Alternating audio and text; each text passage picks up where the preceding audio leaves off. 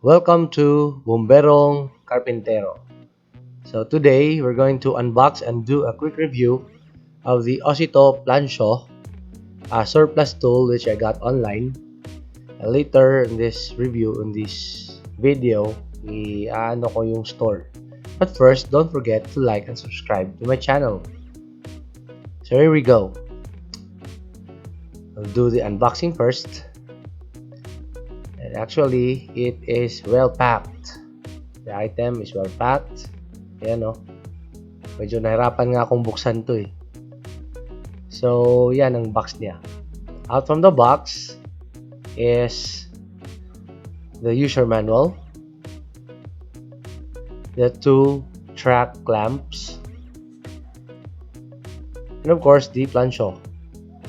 And the tracks. Yan.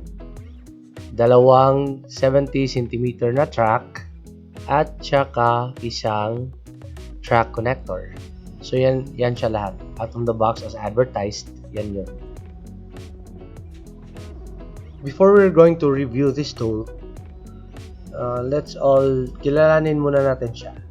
Ito si Ozito 1200 watts plunge saw. It has a 6.5 inch blade with a 20mm hardboard. I got this tool via the Carousel app on a store called Home Appliances and More. But this store also has a store in Facebook. You can also check them out in Facebook. It's called the Shop and Save with RTMT, and they are the best Australian surplus dealers out there. So yun, you can check them out in both those stores, in Carousel and Facebook. They have, I can assure you, I can attest that they have a very excellent quality of service. Yan. Customer service nila is very responsive, accommodating, and most of all, they're very honest. Kasi nga, I overpaid this item and yet they returned it the following day. Yun ang nakapag sa akin na bilhin ko ta. I-advertise ko talaga yung store na to because of an excellent customer service. So yun, check them out, Carousel and Facebook. So here are the parts of this Ozito 1200 watts plunge saw. First is the dust port or the vacuum extension port. Then the safety switch. And then the blade change lever. Ayan. Blade change lever niya. The front and the rear bevel locking knob. And there's the cutting depth knob. Yan. The two guys here are the guide rail adjusting knob, the on-off trigger, the switch. Yan. And then the front handle. So, yun ang mga essential parts. And then there's the cord, which is an with the Australian plug. So don't worry, all you have to do is buy an adapter like this, and yeah, it fits perfectly and you're good to go. And this saw also comes with I think an aluminum base plate. So those are the parts of this plunge saw.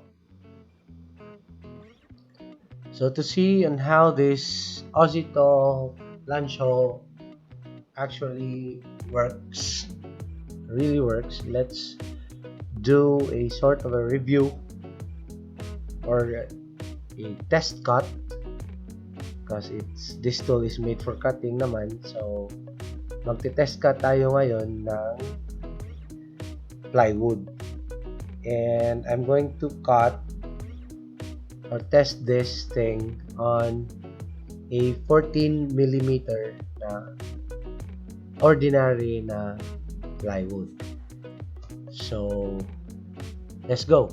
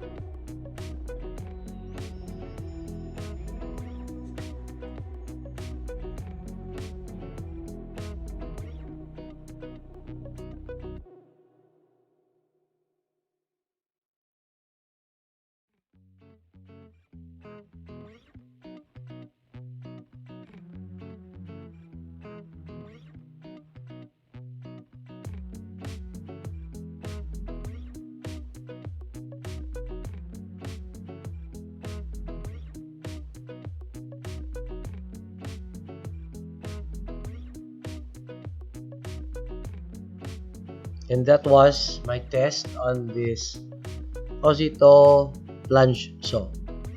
So as you have seen, it cut smoothly. Yung track niya is napaka smooth and sharp pa yung blade. And the cut was just hair off when I measured it. And hair off for me is good na kasi nga walang perfect na power tool naman talaga especially dun sa mga cutting tools natin. It's always going to be off or yun. So this tool is definitely a great buy for me. 5 stars for me. 2 thumbs up. And so, doon sa mga naghahanap ng mga Australian na surplus tools with great quality tools and surplus items, and don't hesitate to check out Home Appliances and More in Carousel and Shop Save with RTMT in Facebook. You can find many surplus items from Australia in their stores, so check them out. And they also have i-recommend ko talaga sila kasi nga maganda talaga yung customer service nila. Yun. So, yun. And sa mga hindi pa nag-subscribe sa channel ko, you can do it now. Subscribe to my channel and don't forget to click on the notification bell for you to stay updated. You can also check me out on Facebook at Bomberong Carpintero. So this has been a great review of the Ozito 1200 watts na plunge saw. And so again, this is Bomberong Carpintero. Peace out.